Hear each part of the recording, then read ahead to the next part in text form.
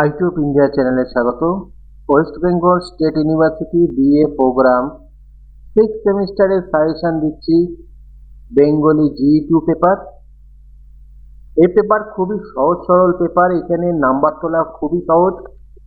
Content যেগুলো রয়েছে সেগুলো দেখে নাও। ইউনিট 1-এ রয়েছে পরিভাষা। এটা ইউনিভার্সিটির একটা লিস্ট রয়েছে, ইংরাজি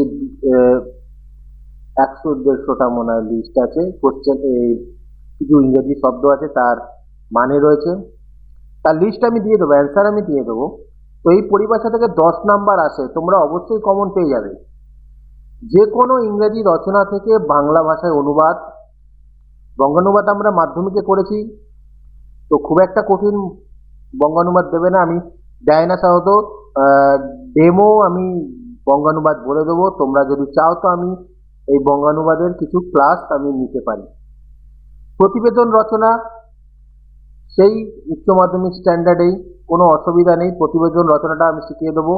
সার সংক্ষেপ রয়েছে, কোনো একটা বড় প্যাসেজ দিয়ে দেবে, সেটাকে ছোট করতে হবে। অ্যাকচুয়ালি প্রেসি যেটা উচ্চ মাধ্যমিকে তোমরা প্রেসি শিখেছো ইংরাজিতে, সেটাই করতে হবে।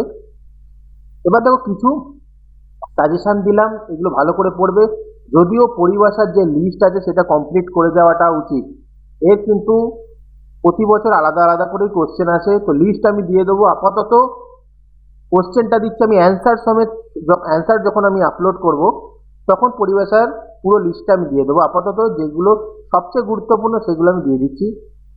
এইগুলো হচ্ছে পরিভাষা, এগুলোর বাংলা মানে তোমাকে লিখতে হবে, এবং সেই মানেটাই লিখতে হবে যেটা ইউনিভার্সিটি মানে করে দিয়েছে অ্যান্সার। দেখো এইগুলো রয়েছে, প্রচুর রয়েছে এখানে, আমি তো বেছে কিছু দিয়েছি। এবার গুরুত্বপূর্ণ প্রশ্ন, এখান থেকে 10 নম্বর এবং 5 নম্বরের প্রশ্ন আসবে। এখান থেকে শিওর 100% গ্যারেন্টি এই প্রশ্নগুলোই শুধু পড়বে, এর বাইরে কিচ্ছু পড়তে হবে না। আমি অ্যান্সার দেবো, তখন পড়া স্টার্ট করবো, বই থাকলে পড়তে থাকো। তো পরিভাষা সম্পর্কে দেখো, প্রথম গুরুত্বপূর্ণ প্রশ্ন হচ্ছে পরিভাষা সম্পর্কে উদাহরণসহ আলোচনা করো। পরিভাষার প্রয়োজনীয়তা ব্যাখ্যা করো। পরিভাষা কাকে বলে, পরিভাষার বৈশিষ্ট্য ও গুরুত্ব আলোচনা করো। এবার দেখো পরিভাষার গুরুত্ব আর প্রয়োজনীয়তা সেম, তো এই কোশ্চেনটা 10-এ আসতে পারে, এরকম আসলে 5-এ আসবে।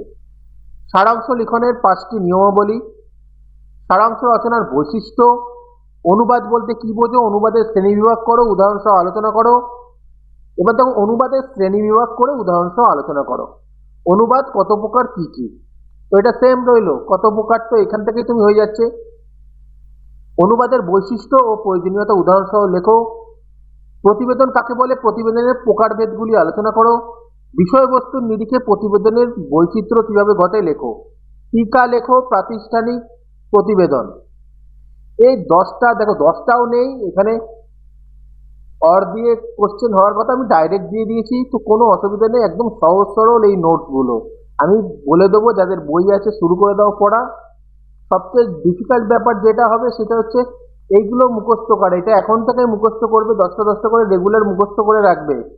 এটা তো সাজেশন দিলাম, গুরুত্বপূর্ণ সবচেয়ে বেশি যেগুলো পরীক্ষায় বেশিরভাগ সময় এসেছে এইগুলো, তার মানে এই না যে এটা পুরো লিস্টটাই তৈরি করতে হবে তোমাদের, আমি অ্যান্সার দিয়ে দেবো। পরে যেটা রয়েছে বঙ্গানুবাদ, এরকম টাইপের বঙ্গানুবাদ আসে, এই যে এরকম টাইপের বঙ্গানুবাদ গুলো আসছে। তবে লাস্ট দুটো ইয়ার খুব ছোট ছোট বঙ্গানুবাদ দিয়েছে, অসুবিধা কিছু নেই।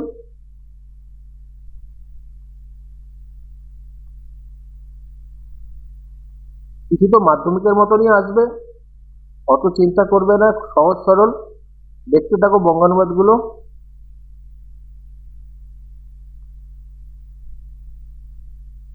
এই হচ্ছে বঙ্গানুবাদ। তো প্রশ্নগুলো যেখান থেকে মানে ডাইরেক্ট কমন পাবে সেটা হচ্ছে পরিভাষা, আর 10 নম্বরের প্রশ্ন যেগুলো রয়েছে, 10 এবং 5 নম্বরের যে প্রশ্ন আছে ওগুলো, এবং প্রতিবেদন, এগুলো কমন পাওয়া যায়। প্রতিবেদন আমি অ্যান্সার শিখিয়ে দেবো কিভাবে করতে হবে প্রতিবেদন। বঙ্গানুবাদটা দেখে নাও।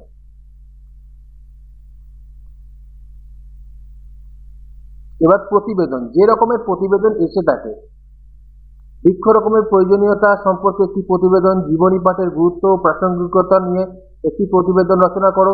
এরকম টাইপের আসে। আমি যখন প্র্যাকটিস করাবো তখন আরো এক্সট্রা দিয়ে দেবো, সেই প্রতিবেদনগুলো প্র্যাকটিস করবে।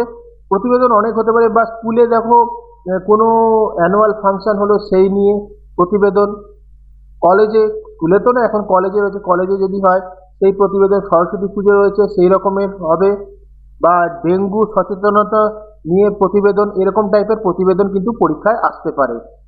সেগুলো ভালো করে করবে। প্রতিবেদন লেখার প্রসেস আমি বলে দেবো, তো সেটা করলে তোমরা অনায়াসেই প্রতিবেদনগুলো লিখতে পারবে।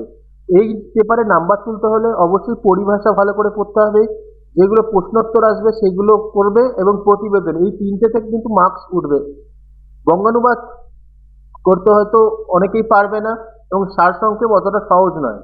সহজ হচ্ছে প্রতিবেদন, পরিভাষা এবং প্রশ্নোত্তর, এবং সেগুলোর অ্যান্সার দেওয়ার আমি চেষ্টা করব। ভিডিওটা ভালো লাগলে লাইক, কমেন্ট, শেয়ার করে দিও।